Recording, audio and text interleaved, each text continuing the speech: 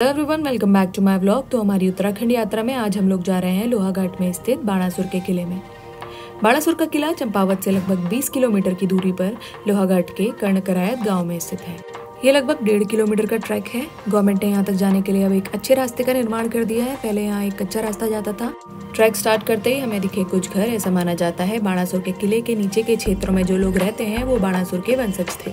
ये किला समुद्र तल से लगभग 1859 मीटर की ऊंचाई पर स्थित है और माना जाता है यहाँ से बाणासुर हिमालय दर्शन करता था और रावण की तरह ही बाणासुर भी महादेव का एक बहुत बड़ा उपासक था। ट्रैक के दौरान हमें दिखी हरी भरी वादियां और दिल खुश कर देने वाले नज़ारे।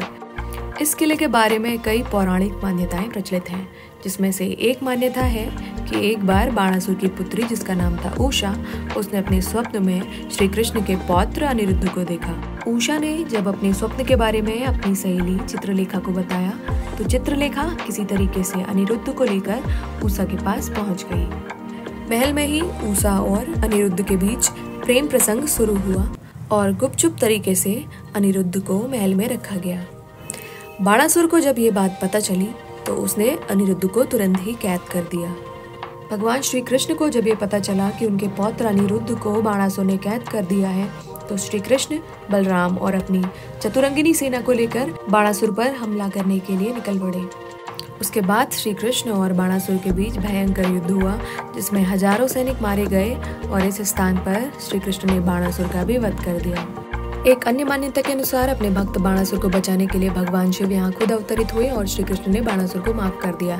जबकि एक दूसरी मान्यता के अनुसार श्री कृष्ण और शिव के बीच यहाँ पर एक भयंकर युद्ध हुआ और श्री कृष्ण ने नीद अस्त्र का इस्तेमाल करके शिव को कुछ देर के लिए सुला दिया और बाणासुर की भुजाएं काट दी। तो अपना 1.5 किलोमीटर का ट्रैक कंप्लीट करने के बाद फाइनली हम लोग पहुंचे बाणासुर के किले में, जहाँ हम लोगों ने चढ़ी 38 सीढ़ियाँ जो कि बाणासुर के किले के एक द्वार के पास जाती है।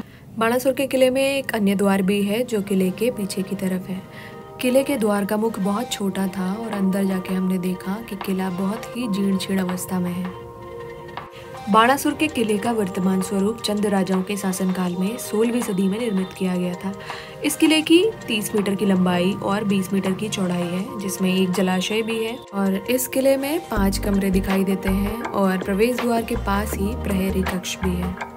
इस क्षेत्र में पहले कत्यूरी लोग शासन करते थे, पर बाद में चंद शासकों ने यहाँ पर राज किया और अपने शासनकाल के दौरान उन्होंने इस किले को अपना एक महत्वपूर्ण केंद्र बनाया। यह किला अभी इतनी ज़्यादा जीर्ण शीर्ण अवस्था में है कि इसका ऊपरी भाग उपस्थित ही नहीं है और चारों तरफ सिर्फ झाड़ियों से ढका हुआ है और टीनेजर्स के लिए सिर्फ एक पिकनिक स्पॉट बन के रह गया है। बाणासुर के किले के बारे में ज़्यादातर लोगों को कोई जानकारी नहीं है, सिर्फ आसपास के क्षेत्र में ही इस किले के बारे में लोगों को पता है। अगर ढंग से इस किले की देखरेख की जाए तो ये एक अच्छा टूरिस्ट स्पॉट साबित हो सकता है, जिससे कि राज्य में लोगों को रोजगार भी मिले। इस किले की दीवारों में चारों तरफ 77 से 78 छिद्र बने हुए हैं, जिन्हें पहले मोरे कहा जाता था। युद्ध के दौरान सैनिक इन्हीं छिद्रों से बाण चलाते थे। बाद में जब अंग्रेजों ने देश में शासन किया तो वो इन छिद्रों के द्वारा गोलियां चलाते थे। माना जाता है इस किले में एक ऐसा गुप्त रास्ता है जो कि स्वर्ग की तरफ जाता है। हमें दिखा किले का एक ऐसा ही रहस्यमय हिस्सा। किले के बीचों बीच कुछ सीढ़ियां जा रही थी नीचे की तरफ, जहां एक गुफा सी थी और झाड़ियां इतनी ज्यादा थी कि कुछ भी स्पष्ट देख पाना मुश्किल था। सांप बिच्छू की डर से और झाड़ियां अधिक होने की वजह से हम सीढ़ियों से नीचे तो नहीं गए, पर इसके बारे में हमने जब लोगों से पता किया तो हमें पता चला कि ये एक तहखाना था जहाँ पे राजा अपने हथियार और जेवरात रखते थे। जबकि कुछ अन्य लोगों का मानना था कि ये एक गुप्त रास्ता है जहाँ से राजा एक क्षेत्र से दूसरे क्षेत्र में छुप के जाया करते थे। ये एक तहखाना था, एक गुप्त रास्ता था या था स्वर्ग को जाने का रास्ता, ये कह पाना तो मुश्किल है, परंतु ये जरूर कहा जा सकता है कि इस किले की लोकेशन बहुत ही सुंदर है। इस किले से नजर आती है पांचाचूली श्रृंखलाएं।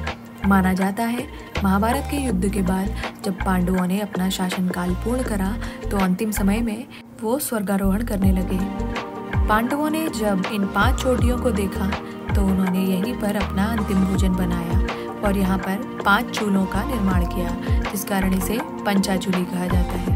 पंचाचूली की 5 चोटियाँ 5 पांडवों का प्रतीक है। लोहाघाट में आजकल एक झील बहुत प्रचलित हो रही है जिसका नाम है कोली ढेक लेक। तो कोली ढेक लेक से ये किला मात्र 5 किलोमीटर की दूरी पर है और ये डिस्टेंस आप गाड़ी के द्वारा मात्र 12 मिनट में तय कर सकते हैं। तो जब भी आप उत्तराखंड आए या उत्तराखंड के इस क्षेत्र में आए तो बाणासुर का किला घूमना ना भूलें। ऐसी और वीडियोस देखने के लिए सब्सक्राइब करिए मेरा चैनल, दबाइए बेल आइकन और लाइक करिए, शेयर करिए एंड सब्सक्राइब करिए। धन्यवाद।